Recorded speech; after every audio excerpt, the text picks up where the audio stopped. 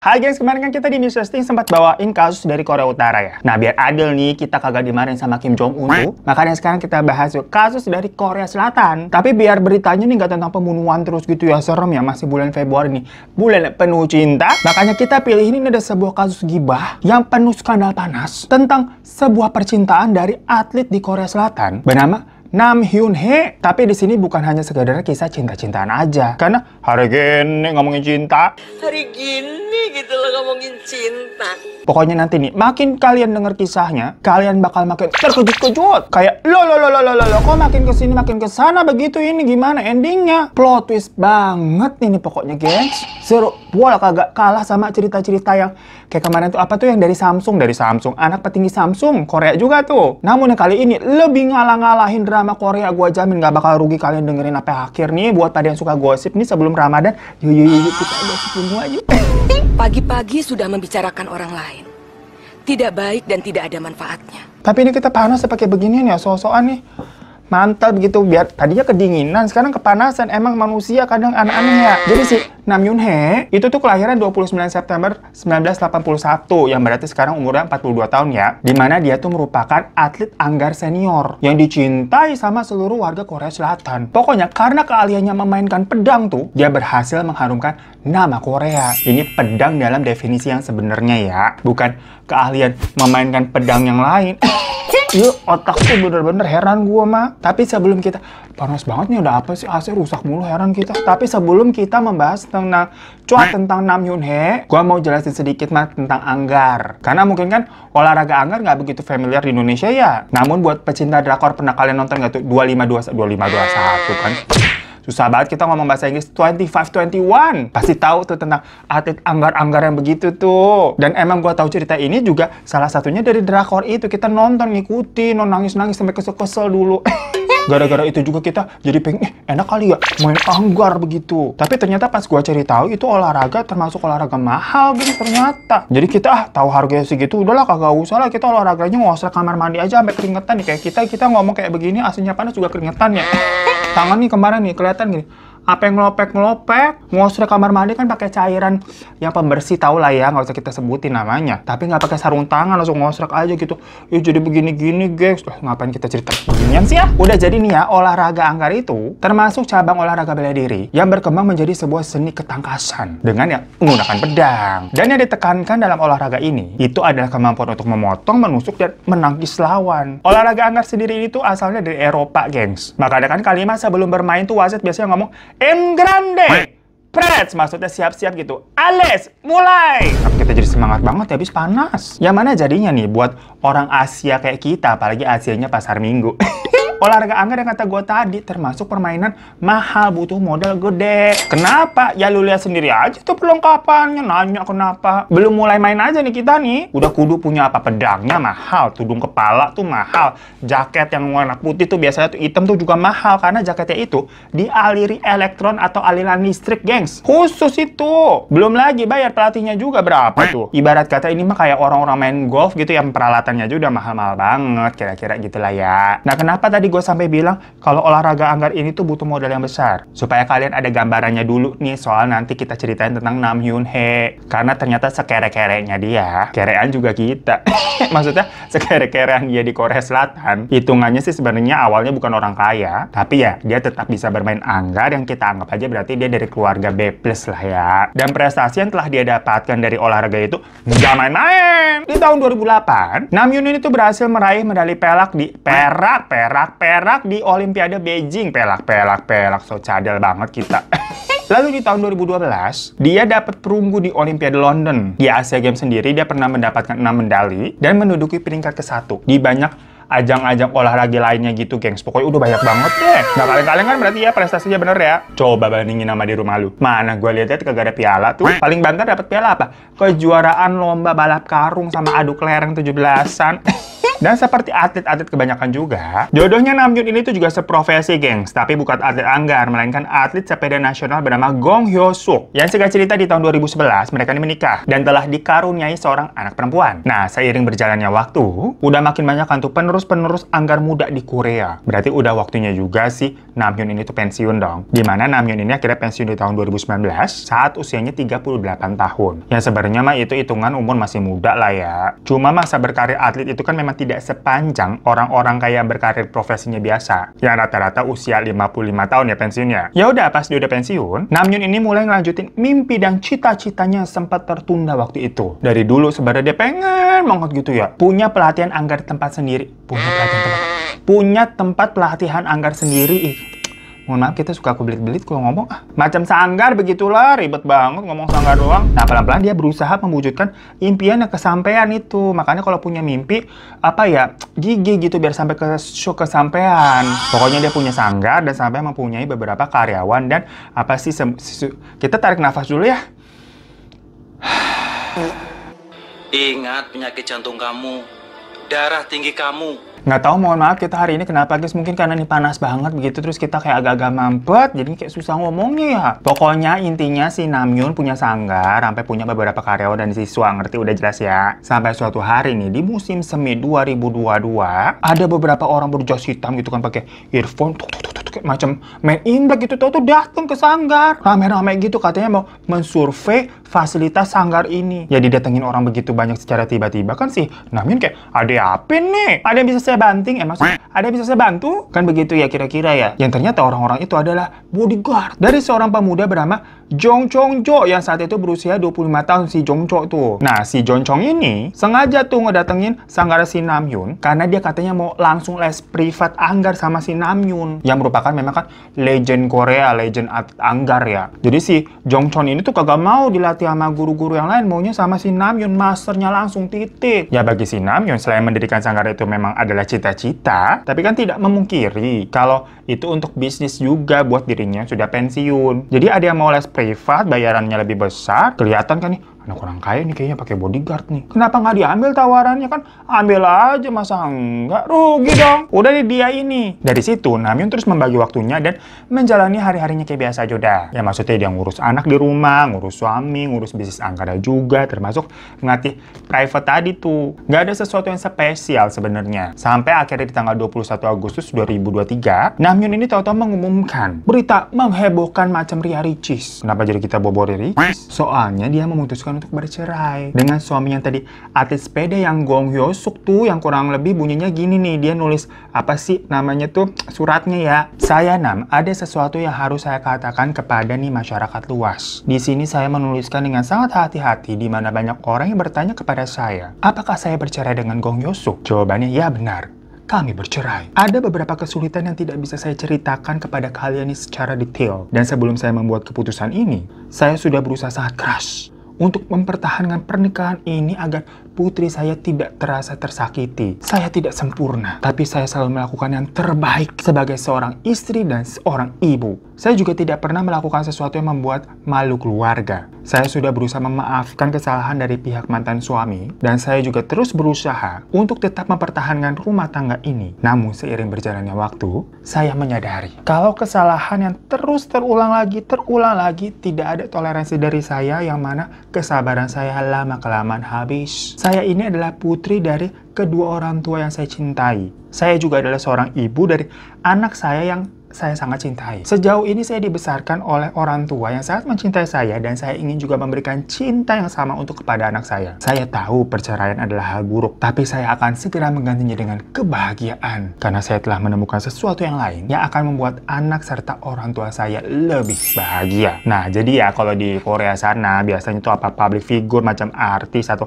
ya atlet terkenal begini, bisa dibilang artis juga kalau di sini lah ya. Kalau mereka nih misalkan mengalami masalah atau ada isu-isu tentang dirinya, mereka tuh bakal membuat surat untuk mengklarifikasi dan menjelaskan ke publik luas gitulah. Makanya sewaktu ada rumor si Namjoon ini bercerai, akhirnya dia nulis surat tuh ke media buat publik. Yang isi suratnya kurang lebih kayak tadi tuh panjang. Dan dari isi surat yang panjang itu sama netizen nih ditafsirkannya, yang salah dari perceraian mereka berdua berarti ini kayaknya pihak si cowok nih terdengarnya karena tadi ya begitu ya. Soalnya kan ada kalimat dari si Namjoon, saya udah berusaha untuk memaafkan pihak mantan suami. Tapi kalau ada kesalahan yang terus berulang gitu kan, toleransi saya habis lama-lama. Padahal saya sudah berusaha mempertahankan perkawinan bla bla bla bla bla begitu kan. Ya netizen langsung nyipulinnya lah ini si Gong Yoo-seok nih selingkuh nih. Kita lihat-lihat kayaknya nih dari suratnya nih. Makanya si Namjoon udah nggak bisa toleransi lagi, minta cerai kan dia. Dan netizen juga makin yakin sama hal itu karena si Gong Yoo-seok itu semacam memberikan pernyataan yang seolah-olah mengiyakan prasangka dari para netizen-netizen ini. Dimana tanggapan dari Gong Yoo-seok nih bilang, kami bercerai atas keputusan bersama. Jadi stop tolong membahas masalah pribadi orang lain. Lah dari situ kan kayak nggak ada bantahan apa-apa. Ya udah bener kali ini selingkuh, dia nggak berani dibantah apa-apa. Yuk ilah netizen mulutnya ya. Sepertinya Anda suka melakukan seks bebas ya? Akhirnya si Gong Yoo-seok jadi hujatan tuh para netizen berbulan-bulan kan dituduh selingkuh. Hingga akhirnya 2 bulan kemudian, pada hari Selasa 23 Oktober 2023, si Namjoon nih tahu-tahu malah mengupload foto pre-weddingnya. Dia upload di media sosialnya, gengs. Lah, dia mau nikah sama siapa sampai pre-wedding? Orang baru cerai 2 bulan kemarin. Ternyata sama si Jeoncheong. Ngomongnya Jeoncheong gitu ya, udah bodo banget Jeoncheong gitu ya. Tulisannya Jeoncheong. Ya itu murid les privatnya tadi yang bobo bodyguard. Padahal kan usianya 15 tahun lebih muda tuh ya. Masih berondong. Ya lo. Kok jadi begitu? Jadi di akhir pesan yang panjang tadi kan memang si Namjoon bilang katanya dia udah menemukan sesuatu yang baru dan hal itu akan membuat anak serta keluarganya lebih bahagia. Ternyata maksudnya menemukan si Jeoncheong ini sebagai pendamping barunya. Karena dikatakan si Jeoncheong ini tuh susah banget namanya Jeoncheong, udah boleh kita nyebutnya Jeoncheong ya, daripada belibet nih. Itu katanya tajir melintir, gengs. Iya, perkara katanya dia mah anaknya kolong merah tuh di Korea Selatan. Ala-ala cerita Samsung kemarin kan? Ya pantas aja langsung injok kali si matanya Namjoon begitu ngeliat banyak duit nih orang nih. Nah tapi kan ngeliat foto pre-wedding begitu sih, netizen pada kepo jadinya emang si Jeoncheong ini siapa sih? Menurut desas-desusnya tuh, si Jeoncheong ini tuh dibilang anak dari Philip John. Makanya namanya depannya tuh sama tuh, John. Yang mana Philip John ini tuh merupakan chairman dari Paradise Group, yang merupakan salah satu perusahaan besar di Korea yang bergerak di bidang entertain, pendidikan, seni, hotel dan resort, dan masih banyak lagi. Kalau kalian pernah nonton reality show Single Inferno, Hotel Paradise yang segede gaban dan mewah banget tuh ya. Nah itu salah satu properti perusahaan itu tuh, gengs. Namun, Jeoncheong ini ternyata anak di luar nikah. Maksudnya bukan anak dari istri resminya si Philip John. Anak gelap, anak selingkuhan ya. Lu jangan bilang tapi lu. Lah, jangan bilang gimana dibuat video. Nah, si Philip John ini itu nggak pengen kehamilan dari selingkuhannya itu jadi skandal besar dan bisa mempengaruhi saham dari Paradise Group. Makanya ibunya si Jeoncheong pas lagi hamil tuh langsung diungsikan, dikirim ke New York. Bukan ke Pasar Minggu, ke New York. Sampai akhirnya si Jeoncheong lahir tuh di New York. Oh, kayak drama Korea ya. Seru kan? Makanya gue udah bilang ceritanya seru. Gak percaya sih lu. Lanjut aja lagi ya. Pas lahir, ternyata katanya jantung dari Jeoncheong ini dinyatakan bermasalah oleh dokter. Dia sempat diinkubator lama, terus sempat dioperasi juga tuh. Mungkin itulah salah satu faktor kenapa tubuh atau fisiknya si Jeoncheong ini nggak kelihatan tinggi, kayak nggak setinggi anak laki-laki Asia pada normalnya gitulah ya. Dan selama tinggal di New York, Jeoncheong ini tuh sama ibunya terus disupport sama Philip John sama bapaknya tuh. Maksudnya ya dari uang, tempat tinggal, semuanya mah udah tenang aja. Jadi judulnya mah diungsiin tapi tetap aja foya-foya ya. Sampai akhirnya Jeoncheong ini tuh masuk usia dewasa, udah lulus SMA. Si bapaknya nih Philip John akhirnya bisa ngeliat kalau si Jeoncheong ini ternyata kayaknya punya potensi untuk mengelola bisnis Paradise Group. Makanya pelan-pelan Jeoncheong ini mulai dikasih kesempatan buat ngelola beberapa aset dari Paradise Group. Tapi tentunya posisi penempatan untuk si Jeoncheong nggak bisa secara sembarangan langsung dipublish. Udah nih, kamu mimpin perusahaan yang ini gitu, nggak bisa. Karena kan secara status sebenarnya dia masih diumpetin ya. Kasarannya biar ya publik jangan sampai tahu gimana pun juga. Jangan tahu-tahu dia memimpin suatu perusahaan, terus orang-orang jadi kepo, nyari tahu latar belakangnya, lantar ketahuan semuanya. Diusahakan sesmooth mungkin lah biar namanya ini tidak tercium media dan orang-orang juga nggak ada yang kepo. Sampai-sampai memang buat mencari tahu nama dari Jeoncheong sendiri di Google begitu susah, nggak bisa ketemu. Tapi ternyata simak baik. Dan semenjak akhirnya si Namjoon ini pacaran sama Jeoncheong, kehidupan Namjoon ini tuh jadi makmur, damai, sentosa lah pokoknya. Dia mulai tuh sering kelihatan pakai apa barang-barang mahal, macam kaos bermerek yang kalau dirupiah juga jutaan, tasnya juga jadi ratusan juta, perhiasan, kendaraannya juga tahu-tahu ganti, nggak kaleng-kaleng, pokoknya top notch semua. Jong Chon ini juga akhirnya ngelunasin seluruh utangnya si Namjoon, kayak KPR sanggarnya tuh kan dilunasin. Dan ngajak si Namjoon akhirnya pindah ke apartemennya dia di Signal Residence Lotte Tower, Jamsil, Seoul. Yang mana Signal Residence ini itu merupakan salah satu apartemen termewah di Korsel ya. Dan mereka juga tinggalnya di unit yang paling mahal, bukan yang studio sepetak, enggak, yang penthouse. Kalau di Jakarta kayak apa ya, Langham SCBD lah tempatnya Jessica Mila sama Maudy Ayunda. Kapan ya kita punya satu unit di situ ya? Amin ya Allah gitu kan, siapa tahu ya ada malaikat lewat gitu, boleh diaminin ya. Saya punya satu unit di apartemen Langham SCBD. Ntar kita kan dari atas SCBD tuh ambil minum-minum teh, ngelihat rakyat jelata yang pada pulang kerja tuh. Masih harus desek-desekan yang ngajar kereta sama bahasa ke pasar minggu ya. Begitu ya Allah, doanya juga kebenar. Cuman FYI aja ya, buat orang Korea sendiri, sekalipun misalkan lo tinggal di apartemen paling mewah, itu belum bisa dikategorikan sebagai kaya 7 turunan atau sebutannya cebol. Karena kalau beneran cebol, mereka tuh rata-rata memilihnya tinggal di rumah tapak dengan halaman yang luas yang nilainya jauh lebih mahal dibandingkan tinggal di apartemen mewah sekalipun. Karena kan kalau apartemen gimana pun juga fasilitasnya berarti kan harus sharing ya. Minimal apa kolam renang, apa lobbynya. Jadi privasinya tuh kurang. Makanya bersyukurlah kita nih tinggal nih di rumah napak begini ya, walaupun agak-agak masuk gang. Tapi kalau di Korea berarti kita bisa disebut cebol, orang kaya. Nah tapi balik lagi, karena statusnya si Jong Chon ini kan disembunyikan. Jadi dapat fasilitas tinggal di Signal Residence aja tuh udah keren lah. Ditambah alasannya tinggal di sana memang biar bisa gampang jemput bola. Karena si Signal Residence ini tuh letaknya beberapa strategis buat dijadikan tempat meeting atau janjian sama kolega-koleganya. Strategis memang di daerah perkantoran juga ya, macam Langham SCBD udah benar. Tengah kota, segitiga berlian, kepala naga kalau kata Mbak Feni Rose. Nah setelah si Namjoon tadi tuh ngepost foto prewedding mereka, gegar itu satu netizen Korsel. Pada kepo lah, ini siapa nih pacar barunya si Namjoon ya, habis dia bercerai, padahal baru bercerai udah foto prewedding aja. Dan karena itu sempat viral juga, jadi si Namjoon sama Jong Chon ini diwawancara. Macam di sini kalau ada yang viral-viral kan pasti diundang ke apa, Rumpi No Secret atau Brownies. Terus lanjut lagi ke podcastnya Om Ded sama Deddy Sumargo. Nah dari situ si Namjoon ini cerita gimana mereka waktu awal bertemu dan jatuh cinta. Hujan ya? Ya udah lah, kalau ada berisik-berisik mohon maaf ya. Namjoon juga menyebutkan hal-hal yang dia suka dan yang nggak dia suka dari si Jong Chon. Ya standar lah, dibilang Jong Chon ini orangnya baik, romantis, loyal. Sementara hal-hal yang buat dia risih itu katanya kalau kemana-mana selalu diikutin bodyguard, jadi kan nggak leluasa. Ya diceritain begitu kan orang kepo ya. Kemana-mana pakai bodyguard. Kebayang gak sih lo? Kalau misalkan lagi di Rumpi No Secret nih, pasti Mbak Venus bilang, kemana-mana pakai bodyguard. Emangnya dia anak siapa? Gitu kan ya. Nah, si Jong Chon ini sempat menjawab kalau dia memang punya usaha yang sudah running settle di Amerika. Dan sekarang dia balik ke Korea untuk meneruskan usaha keluarganya di sini, katanya begitu. Tapi memang dalam wawancara itu, si Jong Chon ini bicaranya kayak mix gitu antara pakai bahasa Inggris sama Korea. Macam anak Jaksel yang suka nyampur-nyampur bahasa. Yang aksen Koreanya terdengar memang kayak orang asing lagi ngomong, tapi kayak kok agak kayak dibuat-buat ya. Tapi apa memang begitu, kelamaan kali dia tinggal di Amerika, macam kayak saya suka nasi goreng, bener nasi goreng, I love it, begitulah. Ya udahlah dimaklumin kan kalau emang orang tinggal lama di luar negeri. Nah selama wawancara, Jong Chon ini sebenarnya nggak banyak bicara. Dia hanya mau bicara sesuai dengan pertanyaan yang memang sudah di briefing dan udah dikasih tahu list-listnya sebelumnya. Cuman kan kadang pewawancara tuh suka nestra ya, usil gitu kan, nanyain ngulik lebih dalam biar viral gitu, biar ratingnya tinggi. Termasuk akhirnya ditanya tuh, bener nggak sih menurut gosip-gosip di luar sana kamu nih anak di luar nikah dari Philip John? Tapi di situ Jong Chon nolak buat jawab. Namun sebenarnya nolak jawab pertanyaan di luar naskah itu sangat boleh dan memang hal yang common di Korea Selatan, yaitu hak si narasumber. Karena si Jong Chon bilang dia nggak mau membuat keluarganya terganggu dengan tereksposnya dia di media gitu loh. Setelah wawancara itu, Namjoon ini tahu-tahu dapat DM dari banyak banget orang nggak dikenal gitu.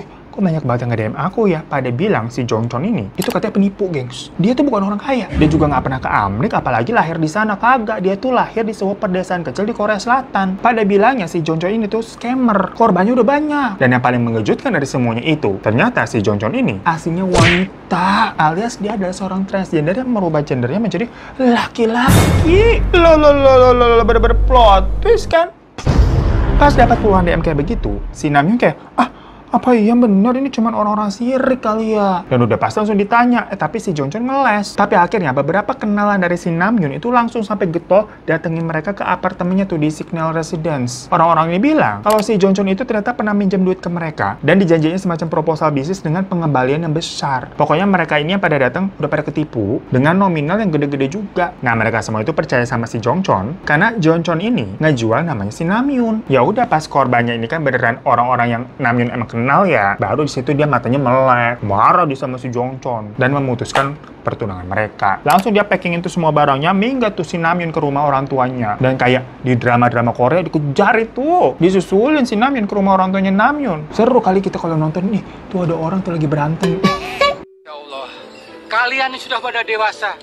Kenapa berantem seperti anak kecil? Yang sekitar jam 1 malam, Jongchon ini ngetok tuh pintu rumah orang tuanya Namjoon. Dia pede, kiranya bakal dibukain pintu, namanya udah tengah malam gitu kan, gak tega kali. Apalagi dia emang udah akrab dan rutin ngirim uang tuh ke orang tuanya Namjoon. Tapi ternyata pintu nggak dibuka-buka. Jadi dari awalnya ngetok baik-baik, begitu sampai nguduk gitu loh. Sampai akhirnya orang tuanya Namjoon ini terpaksa nelpon polisi. Yang ternyata katanya si Jongchon ini sampai ngejar si Namjoon begitu banget, sampai malam-malam ke rumah itu bukan hanya karena buat ngajak balikan. Tapi dia panik, soalnya si Namjoon ini ngebawa handphone cadangannya si Jongchon, di mana banyak banget alat bukti yang menunjukkan memang si Jongchon ini tuh melakukan penipuan, makanya handphone itu mau diamanin nih sama si Namjoon. Nah, singkat cerita, si Jongchon dibawa ke kantor polisi karena kegaduhan itu. Tapi karena dianggap tidak berbahaya dan tidak ada potensi buat kabur juga, jadi sekitar jam 6:30 pagi, Jongchon ini dibebasin. Cuma polisi meminta si Jongchon ini untuk membatasi jaraknya dengan Namjoon sekitar minimal 100 meter, lu nggak boleh deket-deket lu. Sampai si Namjoon juga udah dikasih gelang darurat tuh, yang bisa ditekan kapan aja kalau misalkan si Jongchon ini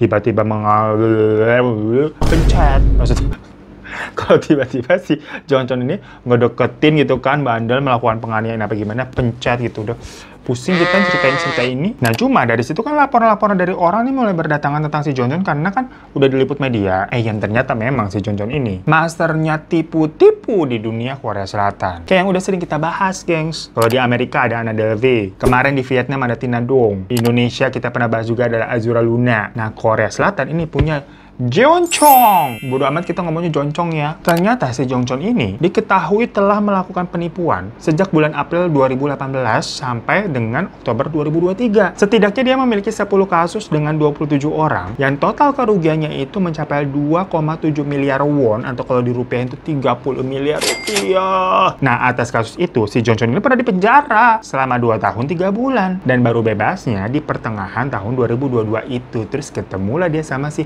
Namjoon. Yang mana sebenarnya pas pertama kali Namjoon ketemu sama Jongchon ini dalam masa pembebasan bersyarat dari hukuman keluar penjara tadi, dimana nanti kalau 3 tahun ke depan dia berulah nih mendapatkan kejahatan kriminal yang sama, masa hukuman penjaranya akan ditingkatkan lagi 2 kali lipat. Pokoknya si Jongchon ini tuh nipu orang-orang di sekitarnya dengan cara yang beragam, gengs. Kadang-kadang dia pura-pura kan tuh jadi investor, kadang jadi profesional di suatu bidang, atau kalau dia lagi mode cewek manja nih, jadi cewek beneran, nargetinnya ya om-om berduit. Tapi kalau dia lagi mode cowok, ya tadi tuh targetnya kayak si Namjoon, berbagai bunglon. Itu tuh artis kelas Reza Rahadian yang suka perannya berubah-berubah juga gua rasa kalah sama aktingnya si Jongchon nih. Kata gua mau main film mendingan. Ya pokoknya dia selalu mengatur semua gerak-geriknya, gengs. Misalnya kalau dia lagi peran investor nih, biasanya dia bakal mengatur momen sedemikian rupa supaya kliennya ini sengaja nih atau nggak sengaja ngelihat dia ngeluarin tuh black card American Express terus kayak bayarin. Itu tuh semacam kartu sakti soalnya. Karena yang punya cuman buat orang yang super duper kaya, itu kartu kagak ada limitnya. Pokoknya kalau orang yang cuman kaya doang mah mohon maaf belum bisa punya kartu begitu. Itulah kenapa si Jongchon ini suka nongkrongnya tadi tuh di lounge-lounge mahal. Supaya bisa ketemu orang-orang tajir tuh, nargetin mangsa-mangsanya. Sambil sosokan tadi tuh ngeluarin kartu kredit Black Card American Express. Yang bahkan dia juga akan menraktir para targetnya duluan. Hitung-hitung ya modal lah, nanti kan juga balik modal anyway. Nah tapi buat kalian yang bertanya-tanya lah, katanya tadi orang yang punya Black Card tuh khusus buat orang yang super duper kaya banget. Kan pasti itu juga pembuatannya dicek dari bank ya. Itu gimana caranya si Jongchon bisa punya? Jawabannya kagak, geng, semuanya tipu-tipu. Dimana kartu yang dia pakai sebenarnya kartu kredit biasa, tapi ditempelin, di stikerin. Jadi ada stikernya Black Card American Express. Lah kreatif nggak tuh? FYI aja di Shopee banyak gue lihat-lihat kayak kartu flash ataupun apa sih Mandiri Itol gitu kan, di stikerin kayak gitu modelannya. Emangnya kenapa? Apa ibu salah kalau ibu lebih mengutamakan harta kekayaan. Dan di momen-momen tertentu, Johnson ini juga suka memanipulasi korbannya dengan nunjukin saldo rekening palsu yang kayak banyak banget berjumlah miliaran uang supaya calon korban ini makin yakin kalau dia tuh emang kayak beneran. Terus misalkan kalau dia lagi jadi profesional nih ya, dia pernah ngaku tuh sebagai apa? Seorang penunggang kuda profesional. Dimana kalau dia udah dapet mangsa, biasanya dia bakal jadiin kudanya itu buat alasan. Ntar kudanya sakit lah, pinjem duit buat berobat tuh kudanya. Atau pelana kudanya rusak, minta beliin lah dan lain sebagainya. Ih kasihan banget dah kudanya jadi kambing hitam lah. Itu kuda apa kambing? Terus kalau dia lagi jadi mode cewek nih kan aslinya emang cewek. Ya udah kerjanya kayak wanita penggoda pada umumnya. Deketin cowok-cowok berduit, bermanja-manja minta beliin A, B, C, D, bahkan pura-pura hamil tuh kadang. Supaya bisa makin morotin cowoknya lagi, habis itu udah tinggal di ghosting. Kadang Johnson ini juga suka melakukan love scamming, gengs. Jadi dia bakalan kenalan sama cowok-cowok atau cewek-cewek dari dating apps nih, dia ngakunya sih tinggal di luar negeri. Macamnya dari Amerika gitu ya. Terus setelah merasa nih korban nangkep umpannya dia bakal bilang kalau dia katanya punya urusan mendesak akan ke Eropa, ke Korea. Pokoknya harus cepet-cepet begitu. Cuman masalahnya nih, kartu kredit aku kan kartu kredit luar negeri nih nggak bisa nih digunakan mau buat beli tiket. Jadi dia bakal minjem duit dulu, nanti aku ganti ya setelah aku kesana kita ketemuan langsung. Ya cuma begitu udah ditransfer, udah hilang, di blok. Bahkan pas dia lagi di penjara, lah dia nipu juga. Dimana dia bilang ke para napi lainnya kalau dia lagi hamil tuh, biar dikasih perlakuan spesial, nggak diapa-apain sama napi lain. Bener-bener semua orang dikibulin sama dia. Nah kenapa pada akhirnya si Namjoon ini yang sampai jadi sasarannya, dan si Johnson juga sampai tuh rela pura-pura jadi laki. Ya banyak orang meyakini kalau alasannya adalah nama baik dari Namjoon, karena gimana pun juga kan dia atlet pahlawan negara. Jadi kalau orang tahu-tahu dia adalah memang tunangan si Namjoon, apalagi bisa nikahin Namjoon, gampang nipu orang-orang lain. Dan kolega-kolega dari Namjoon kan pastinya kelas menengah ke atas. Karena kan si Namjoon pernah berkecimpung di dunia hanggar yang tadi gue udah jelasin emang mahal, pasti orang-orang berduit. Sampai-sampai si Johnson itu rela banget ngabisin uang sekitar 170 juta rupiah. Cuma untuk tadi tuh nyewa bodyguard sama nyewa apartemen biar image-nya memang terlihat bener ya. Namun sebenarnya sih nyewa bodyguardnya ini selain buat brand image tadi, itu dipakai sama dia juga buat melindungi daripada korban-korbannya terdahulu. Kan dicari banyak orang tuh orang nipu. Ya pokoknya semua dilakukan biar si Namjoon ini merasa percaya semua tampak real. Nah setelah si Johnson tadi ditahan tuh sama polisi, kali ini Namjoon sama Johnson interogasi, diwawancara di tempat yang berbeda. Kalau dari versinya Namjoon dulu nih kita ngomongin ya. Dia bilang kalau dia baru tahu kalau si Johnson ini sebenarnya adalah perempuan sejak Februari 2023. Jadi sebenarnya dia ternyata udah tahu sebelum booming tuh, sebelum dari para netizen. Tapi karena udah terlanjur cinta dan ngelihatnya kayak semacam tajir beneran, kan ngiranya emang tajir. Jadi si Namjoon ini tetap bertahan sampai mau tunangan. Lah kan apa kabar dunia? Udah tahu ternyata itu cewek.